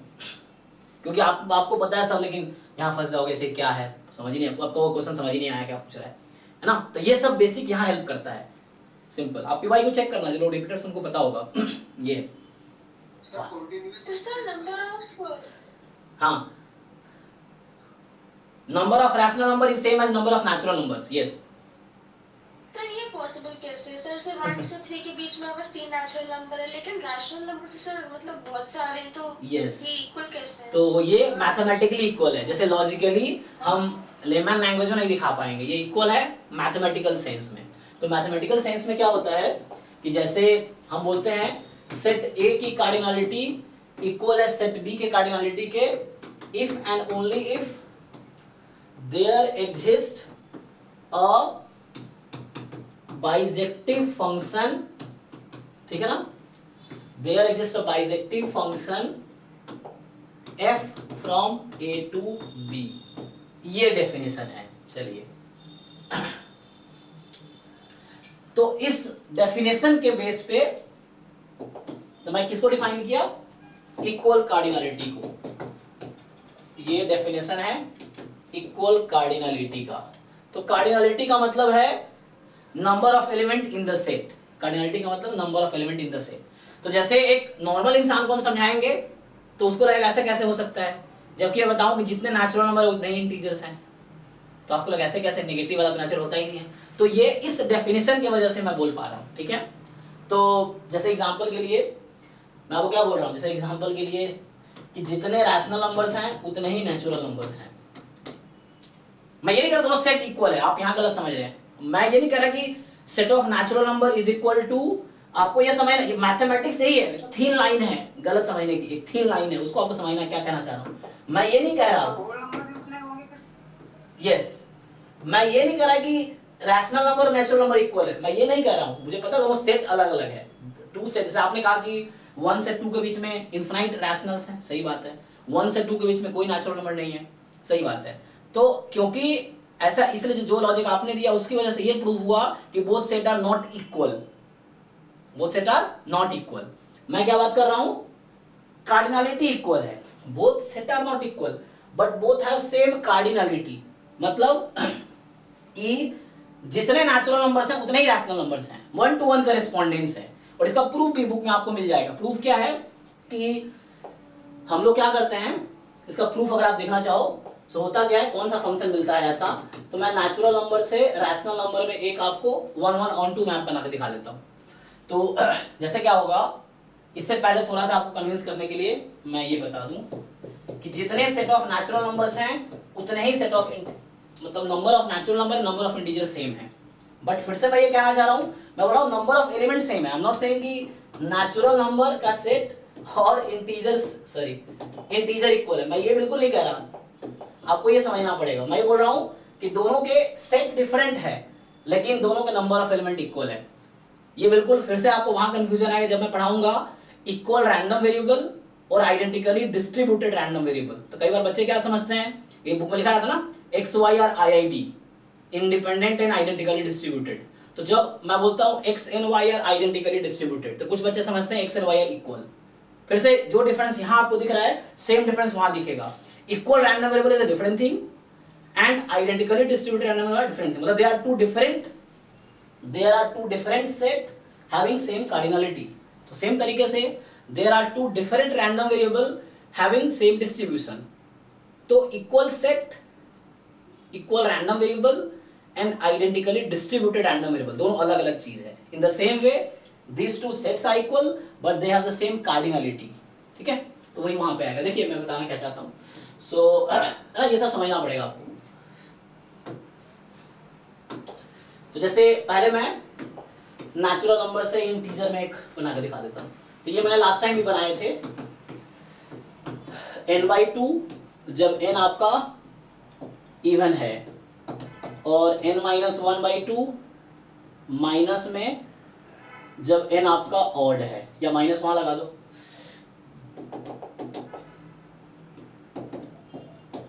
ये अब मैं आपसे पूछना चाहता हूं कि क्या ये फंक्शन 1 1 है, क्या ये फंक्शन ऑन टू है, इससे ही। और जो फंक्शन 1 1 ऑन टू दोनों होता है उसी को हम बाइजेक्टिव बोलते हैं। जहां वर्ड यूज किया मैंने बाइजेक्टिव फंक्शन। सो कोई फंक्शन बाइजेक्टिव होगा अगर वो 1 1 भी है ऑन टू भी है तो उसी का नया नाम आ जाता है बाइजेक्टिव फंक्शन। सो मुझे आप चेक करके बताइए, मैंने नेचुरल नंबर से इंटीजर में एक फंक्शन बनाया है, डोमेन नेचुरल नंबर है, कोडोमेन इंटीजर है। आपको रेंज निकालना पड़ेगा। अगर रेंज नेचुरल इंटीजर के इक्वल ही आया तो हम ये बोलेंगे कि ऑन टू है। बताइए, चेक करो बाकी लोग, बोलो 1 1 है, ऑन टू है कि नहीं।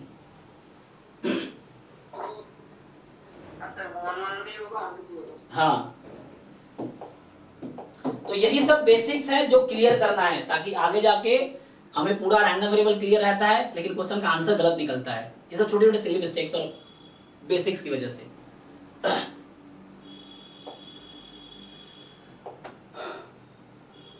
तो ये फंक्शन 1 1 भी है, ऑन टू भी है, इसीलिए f बाइजेक्टिव है और इसीलिए cardinality of natural number is same as cardinality of integers. ठीक, क्योंकि दोनों में इनफाइनाइट नंबर है ना, फाइनाइट नहीं है कि आप वो कर, दोनों में इनफाइनाइट है। तो जो इनफाइनाइट है वो दो डिफरेंट टाइप का होता है, काउंटेबल इनफाइनाइट, अनकाउंटेबल इनफाइनाइट। तो natural numbers, integer, rational numbers ये सब काउंटेबली इनफाइनाइट में आते हैं, तो ये इसको डिस्क्रीट सेट बोलते हैं। और जो अनकाउंटेबली इनफाइनाइट्स होते हैं, real numbers, intervals, irrational numbers, they are uncountable sets. So ये कॉन्टिन्यूअस सेट का वो हो सकता है, कॉन्टिन्यूअस सेट बोलते हैं। बताइए क्या प्रूफ कर पा रहे हैं या मैं करूं? तो सिंपल वेन डायग्राम बना लेते हैं, हाँ चलिए।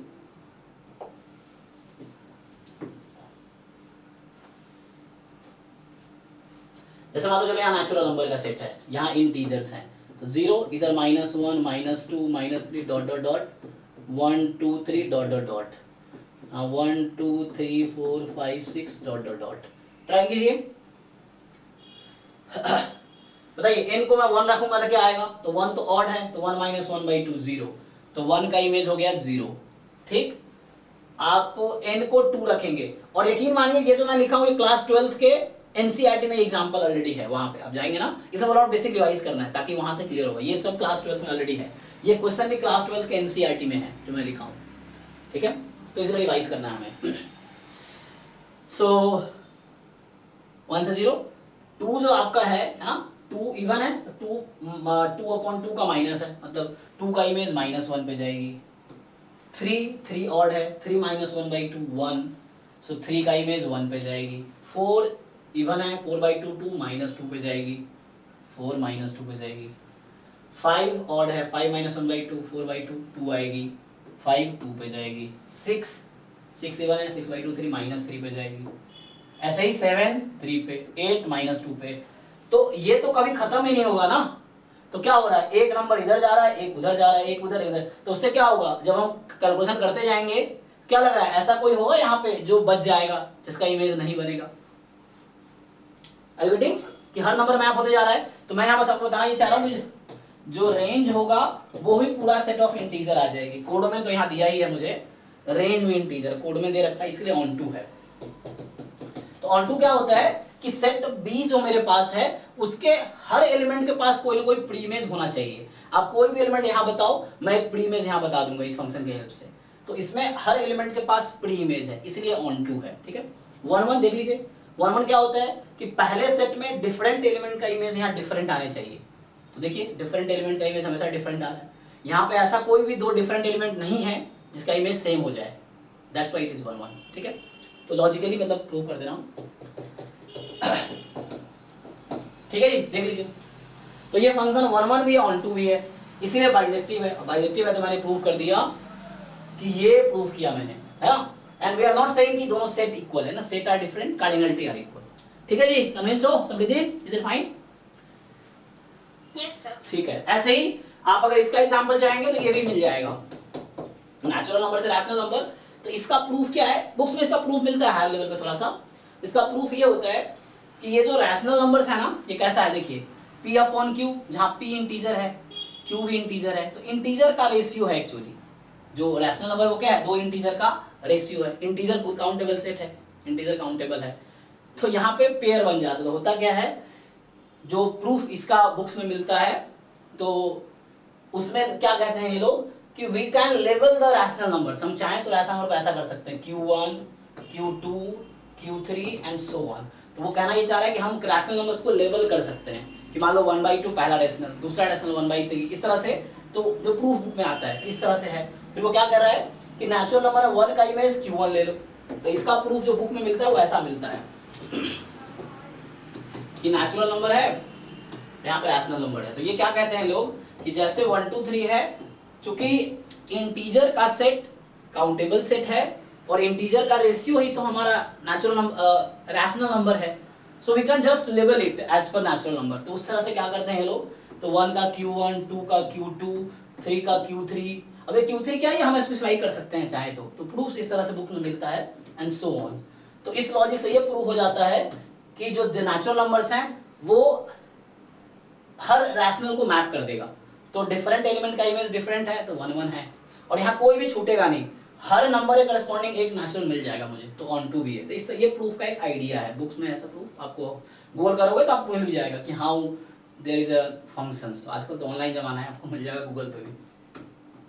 सो तो इसका मतलब ये हो गया कि f from n to q is both 1 1 and on 2, both 1 1 and on 2। और इसीलिए हम बोलते हैं कि कार्डिनलिटी नेचुरल नंबर की और कार्डिनलिटी रैशनल नंबर की सेम है। चलिए तो हाँ, कार्डिनलिटी ऑफ नेचुरल नंबर और इरेशनल नंबर सेम नहीं होंगे ना, क्योंकि इरेशनल नंबर अनकाउंटेबल हो गया और rational number natural number countable है, तो दोनों की आइडेंटिटी डिफरेंट है। अब देखो मैं बोलना चाह रहा हूं कि ऐसा क्यों होता है, तो देखो होगा क्या, जो सेट ऑफ रैशनल मतलब set of natural number and set of irrational, Q dash लिख रहा हूं, ये भी डिफरेंट होते हैं एंड इनकी कार्डिनलिटी भी डिफरेंट होती है। क्यों, है ना? तो उसका रीजन सिंपल है कि ये काउंटेबली इनफाइनाइट है और ये अनकाउंटेबली इनफाइनाइट है। तो अनकाउंटेबली कॉन्टिन्यूअस सेट है। तो जो मतलब चूंकि देखो मैंने कुछ इन्वेंट नहीं किया, ये सब मैं जानता हूँ बुक्स के हेल्प से।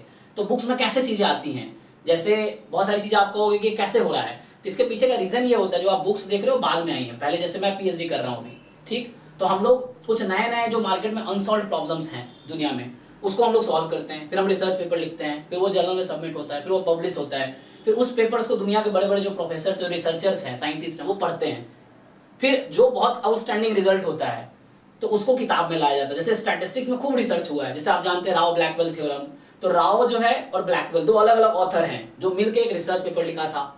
तो उन्होंने बताया कि जो कंडीशनल एक्सपेक्टेशन जो होता है किसी सफिशिएंट एस्टिमेटर का, सॉरी अनबायस्ड एस्टिमेटर का गिवन सफिशिएंट, उसका वेरिएंस कम रहेगा compare to any unbiased estimator. तो उन्होंने प्रूफ किया उसका, तो लोगों ने पढ़ा, वो बहुत मतलब अलग रिजल्ट लगा, तो बुक्स में आया। तो इस तरह से है। तो आप देखते हैं कि तो जो कोई पहला बंदा होगा जिसने इसको प्रूफ किया होगा, ठीक, वो बहुत आउटस्टैंडिंग था, लोगों ने कहा हाँ ये बहुत एक है ना अलग रिजल्ट है। फिर जब करिकुलम बनाते हैं, जो लोग कौन बनाते हैं करिकुलम, प्रोफेसर लोग ही बनाते हैं, फिर उन्होंने इसको सब्जेक्ट में इंक्लूड किया, है ना। जैसे बुल्स इनइक्वालिटी है, बोनफेरोनी इनइक्वालिटी है, तो ये बुल्स क्या है, मैथमेटिशियन का नाम है, बोनफेरोनी मैथमेटिशियन का नाम है। तो डिफरेंट से रोहतगी ने बुक लिखा है, तो रोहतगी जितनी बुक्स में जो चीज लिखी हुई है रोहतगी ने थोड़ी प्रूव की है। जैसे गुप्ता कपूर का बुक है, तो ये थोड़ी गुप्ता कपूर जितना वो गुप्ता कपूर नहीं, गुप्ता कपूर ने क्या किया है, अलग अलग रिसर्च पेपर्स उठाए, उसको एक जगह कंपाइल कर दिया एक अच्छे ऑर्डर में, जिससे हमें समझने में आसानी होती है। जो वीके रोहतगी और केएमडी सलाह की बुक है, उसने क्या किया, उसने डिफरेंट रिसोर्सेस उठाए। आप कई बार ध्यान देना, उसमें ऐसा लिखा रहता है, ब्रैकेट में लिखा रहेगा रेफरेंस नंबर 9। जैसे एग्जांपल के लिए जाएं, जैसे ना राव ब्लैकवेल, एग्जांपल के लिए आप देखोगे राव ब्लैकवेल थ्योरम, तो वो क्या किया रहेगा, राव ब्लैकवेल यहाँ लिखा रहेगा 98। तो ये 98 क्या रहता है, ये एक्चुअली बुक के पीछे जाओगे ना तो रेफरेंस लेवल में रखा था, रेफरेंस 1, रेफरेंस 2, रेफरेंस 3, तो 400-500 डिफरेंट रिसर्च पेपर के रेफरेंस रहते हैं। तो ये बताना चाह रहा है कि 98 नंबर पे जो रेफरेंस में सब बुक के सबसे पीछे आप खोलोगे तो रेफरेंस रहता है। तो 98 नंबर जो रेफरेंस है उस रिसर्च पेपर में जो कि राव और ब्लैकवेल ने लिखा है, उससे हमने ये रिजल्ट उठाए हैं। तो ऐसा आप देखना ब्रैकेट में लिखा रहेगा बुक्स में। तो इस तरह से रहता है। तो जो भी जैसे मैं ये बता रहा हूँ, तो ये ऐसा नहीं कि मैंने इन्वाइट, मैं आपको बता रहा हूँ, ये सब किताब में ऑलरेडी है। और किताब में कैसे आया, तो कोई पहला पर्सन ऐसा रहा होगा जिसने इसको प्रूव किया, कन्विंस किया। जैसे एक मजे की बात बताता हूँ, चलिए आप जैसे यहाँ पे आपको आश्चर्य लग रहा था ना, एक और रिजल्ट बताता हूँ। जैसे m² + n² = r², ठीक है, ये नेचुरल नंबर की मैं बात कर रहा हूँ, 1 2 3 एंड सो ऑन। बताइए मुझे 3 नंबर जो इस ऑर्डर में हो, बता सकते हैं? सर 3 4 5। चलिए 3² + 4² + 5², ये किसने दिया था? पाइथागोरस ने। आप क्यों जानते हैं? क्योंकि पाइथागोरस ने रिजल्ट लगाया कि ऐसे नंबर्स, उसको पाइथागोरस थ्योरम बोला कि ऐसे नंबर मिलेगा जो इस तरह से लिखे जा सकते हैं। तो ये पाइथागोरस का कंट्रीब्यूशन है। दूसरा MQ, हाँ 6 8 10 and 5 12 करेक्ट।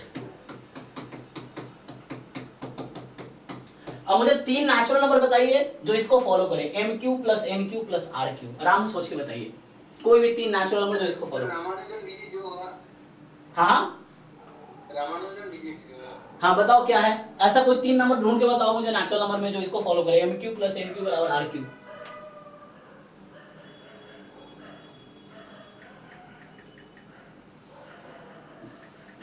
6 11 and चेक करो, आप ये कहना चाह रहे हैं 6Q + 11Q बराबर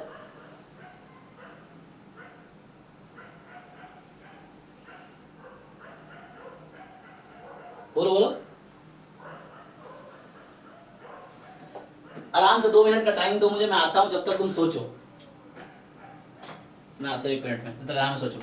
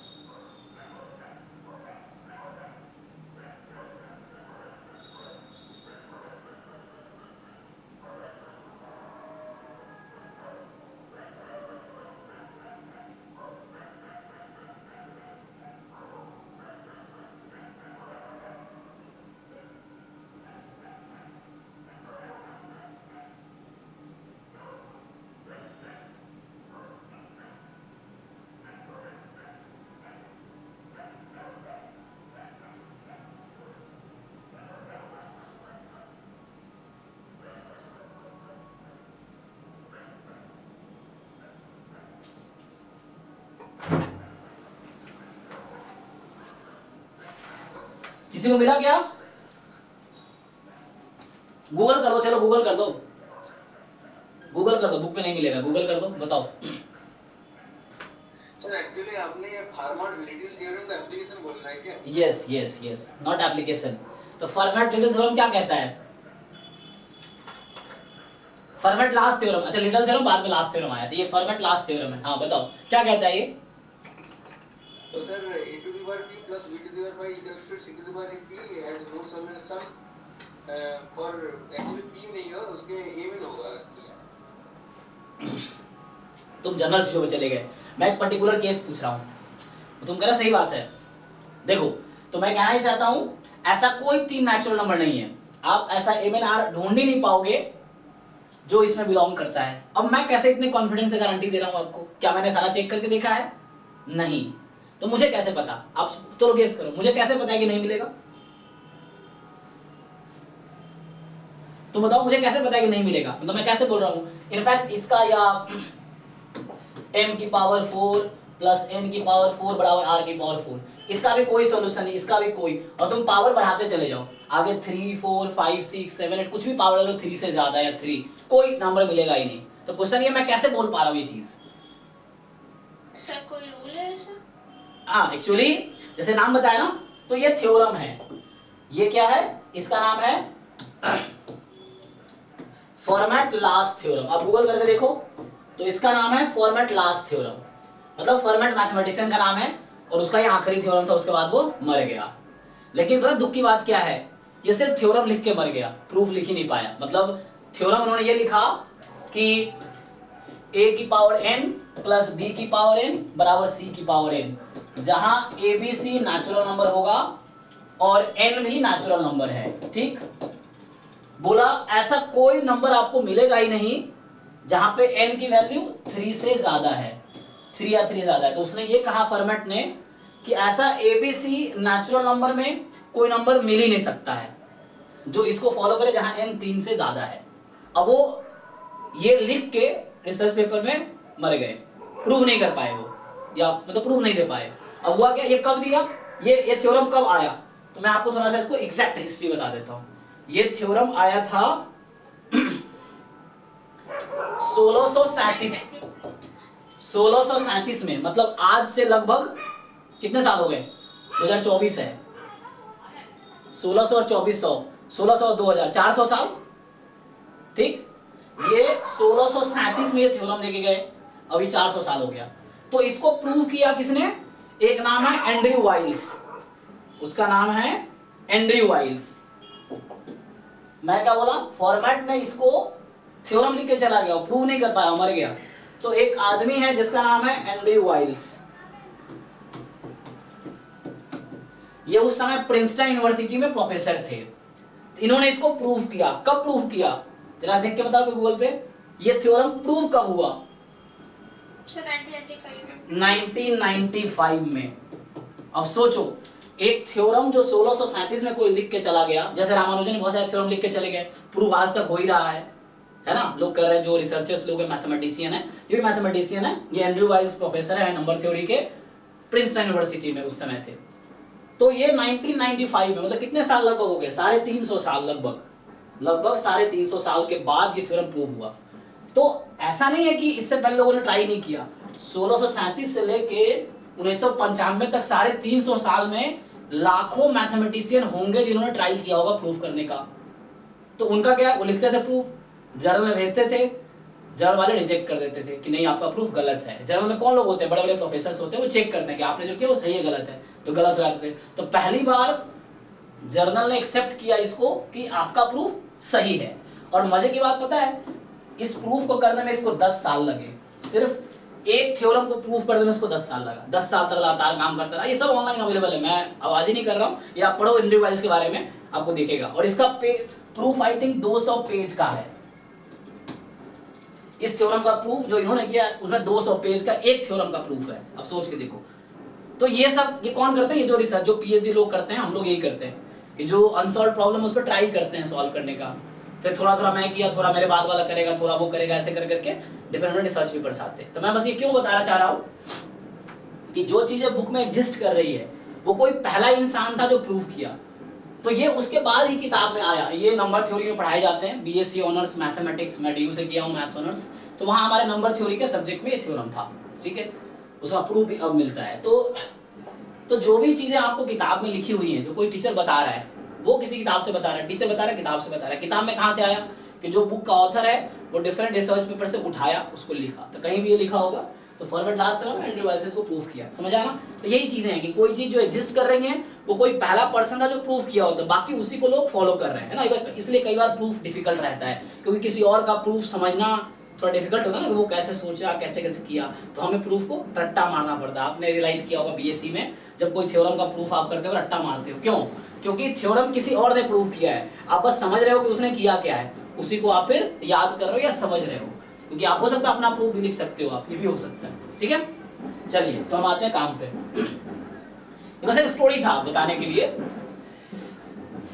तो ये सब जो चीजें हैं ये सब बुक्स में ऑलरेडी हैं मार्केट में, है ना, बस आपको समझना है आगे जाने से। आप में से कुछ लोग बाद में पीएचडी करेंगे तो ये सब पीछे वाली चीजें पता होता है तो आगे रिसर्च करेंगे। रिसर्च तो जो हो चुका है उसके आगे करना होता है।